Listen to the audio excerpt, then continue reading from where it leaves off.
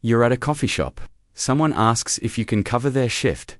You hate morning shifts. You're exhausted. You have plans, but you say yes anyway. And the second the word leaves your mouth, you feel it. That sinking weight in your chest. You didn't want to say yes, but you did, and now you're stuck. This isn't about being nice, it's about something deeper. Something wired into how you see yourself and the world around you. People who can't say no aren't just agreeable. They're trapped in a loop where their own needs become background noise, where every request feels like a test of their worth, and failing that test feels like falling apart. The root often starts early. Childhood, you learned that love was conditional, that being good meant being helpful, that saying no made you selfish, or difficult, or unworthy. So you adapted. You became the yes person, the one who never complained, the one who made everyone else comfortable, and it worked. People liked you, praised you, needed you, but there was a cost. You started believing your value came from what you gave, not who you were. Psychologists call this people-pleasing behavior. But it's more than that. It's a survival mechanism. A way to avoid rejection. To keep the peace. To stay safe in a world that felt unpredictable. Saying yes meant connection. Saying no meant risking everything. And the brain reinforces this. Every time you say yes, you get a small hit of validation. Someone smiles, thanks you, tells you you're amazing. Your brain releases dopamine. You feel good, needed, important. It's a reward cycle. And like any cycle, it becomes addictive. But here's the problem. The more you say yes, the less you exist.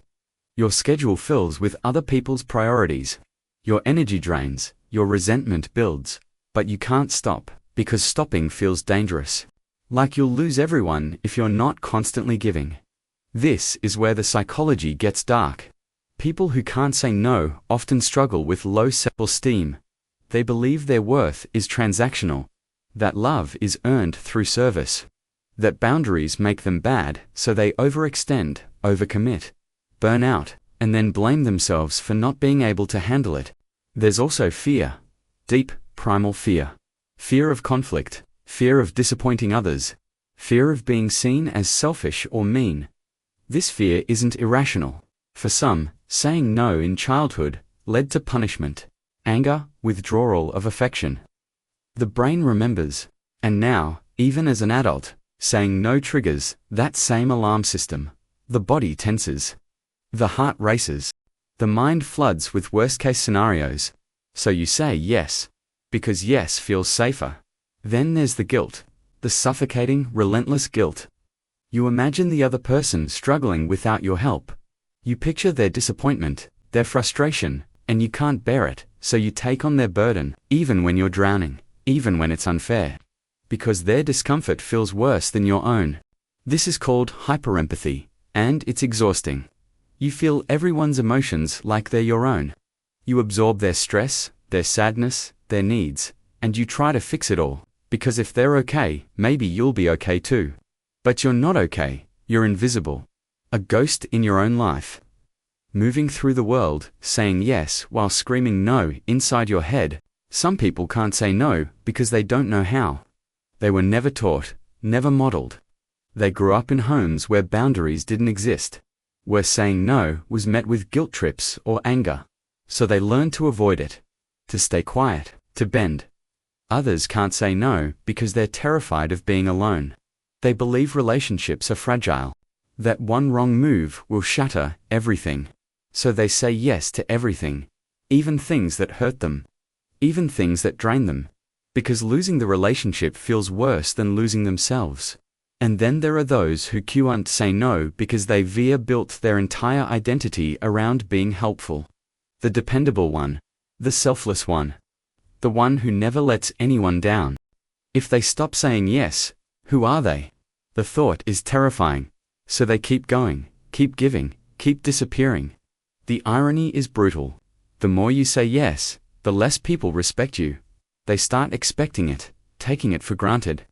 And you become invisible, not because you're giving, but because you're not setting limits. You're not showing up as a full person. Just a service. A function. Saying no isn't mean, It's honest, it's boundaries. It's saying your time and energy matter. That you're not a resource to be used up. That you're a person with limits. And those limits are valid. But learning to say no is hard. It feels like betrayal. Like you're letting everyone down. Your chest tightens. Your voice shakes. You apologize 10 times before the no even comes out. And even then, you second-guess yourself. Wonder if you made a mistake. If you should have just said yes. This is the work. Unlearning years of conditioning.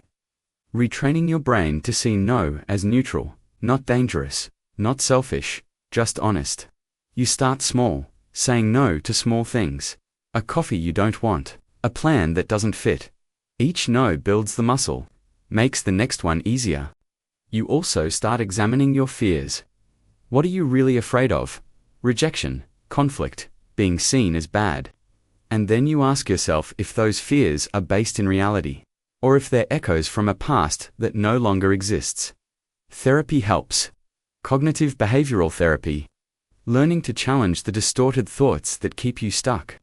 Learning to sit with discomfort. To tolerate guilt without acting on it. To understand that other people's feelings aren't your responsibility. You also learn that saying no doesn't make you selfish, it makes you honest. And people who respect you will respect your boundaries. The ones who don't, they weren't respecting you in the first place. They were using you. The hardest part is the grief. Grieving the version of yourself you built. The one who said yes to everything. The one who made yourself small so others could be big. Letting that version go feels like loss, but it's also freedom. Because on the other side of no is you, your time, your energy, your life. Not perfectly curated to fit everyone else's needs, but yours. Messy and flawed and limited, but yours.